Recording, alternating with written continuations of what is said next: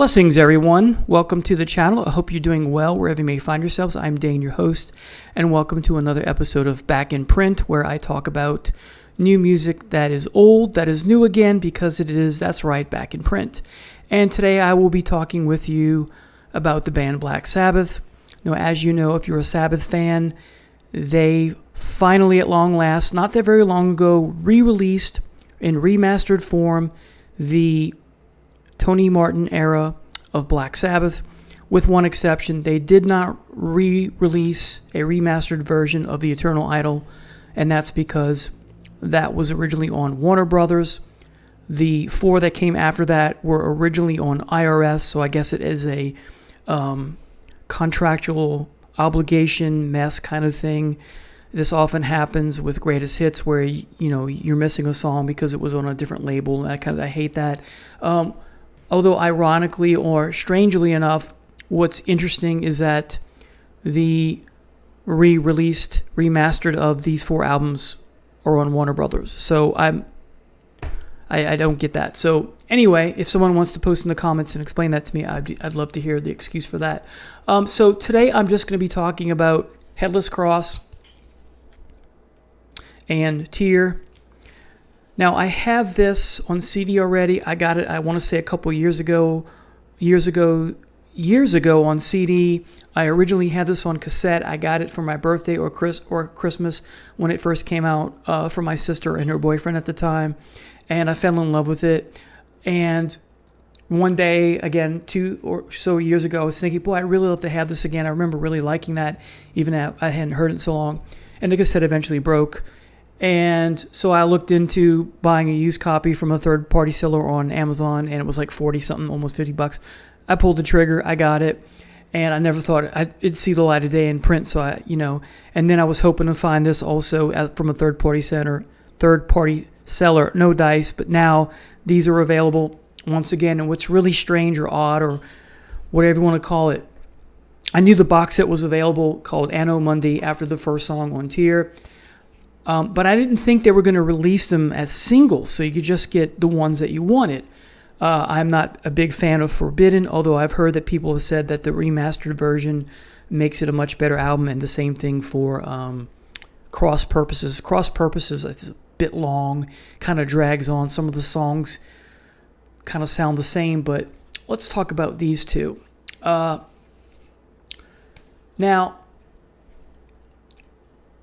Brian May plays the first solo on When Death Calls or Devil and Daughter. I forget which. I want to say When Death Calls. And that's my favorite song on the album. Originally, it was Black Moon.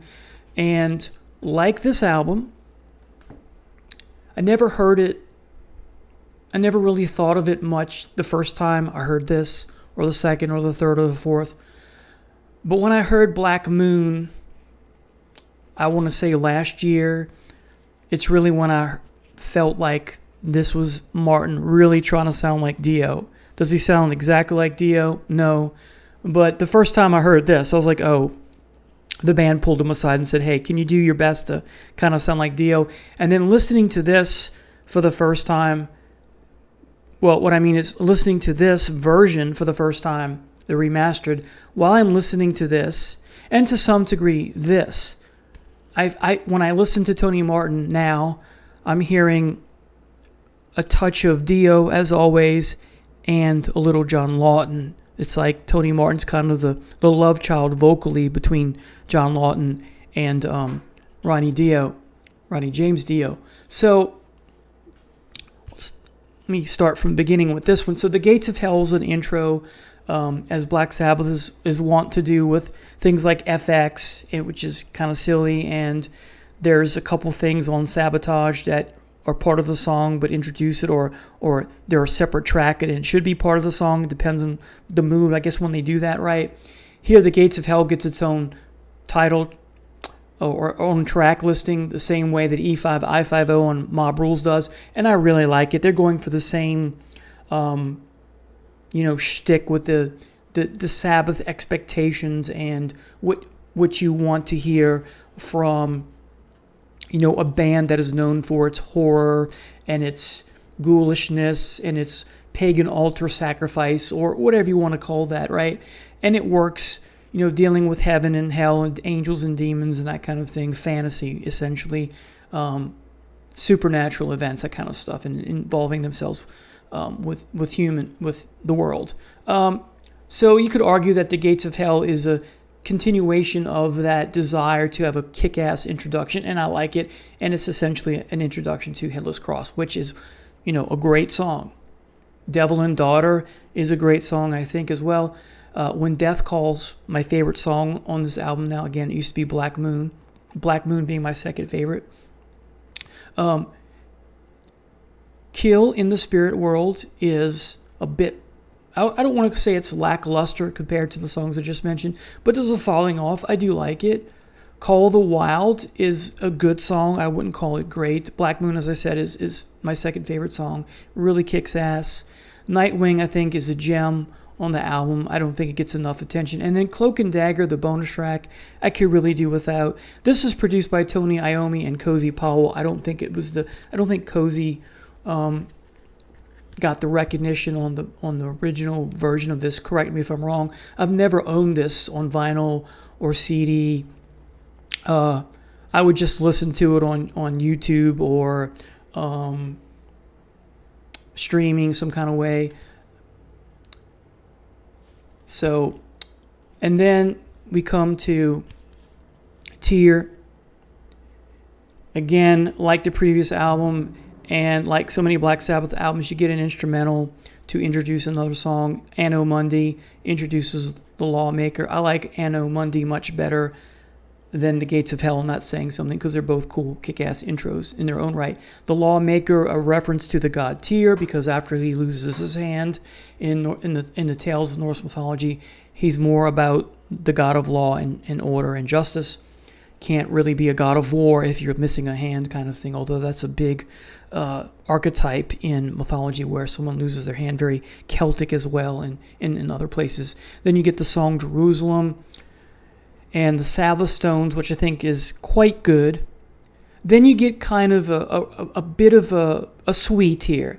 The Battle of Tyr, Odin's Court, and Valhalla. Now, why they didn't put these three songs after the Lawmaker, then you could have a more true suite, because you would have had 4 back-to-back songs that deal with Norse mythology. Then you get Feels Good to Me and Heaven in Black. Feels Good to Me is kind of a safe song. I do like it. It's a bit mysterious and intriguing. The vocals are great, but it's not necessarily in tune with the rest of the album. It's almost a quasi semi attempt to do a pop song, not a pop song, a hit song. It's not very poppy, but it's it's kind of like a heavy metal ballad to some degree, but not a love song necessarily. Just about feeling good, I guess. Maybe it's Freudian. And then you get Heaven in Black, which you get because you have things like Nativity in Black, and it's very Sabbathy to have that type of song title and lyrics that go with it. So I like this album quite a bit. I think it's very good. I think it's underrated, actually. I think both of these are underrated in the Tony Martin era. These are my 2 favorite of the 5, if you count Eternal Idol. I guess Eternal Idol, I know Cross Purposes would be number 3, then Eternal Idol, and then Forbidden. So how do they sound compared to the originals? Well, I would say listen to with headphones as I did. And I can't compare this much to how it sounded on cassette or vinyl or CD when it was first released, because I didn't own it. But if I go based on this, because I did hear this on cassette, I did hear this on the original CD, and now I have it remastered, I think it's much better here as a remastered version. It works. It is a little more vibrant. I don't know how the EQ was tweaked and, the steps and the process they went in to, make it sound better. But the quality is really cool here. I'm not sure if I'm going to get rid of the other version. Maybe there's a merit in keeping it, because I really have to listen to that one again and then listen to it and see. I didn't do that, but I know from this that just from memory that this sounded about a lot more vibrant from what I remember. I may do the earball test or whatever you want to call it, earball.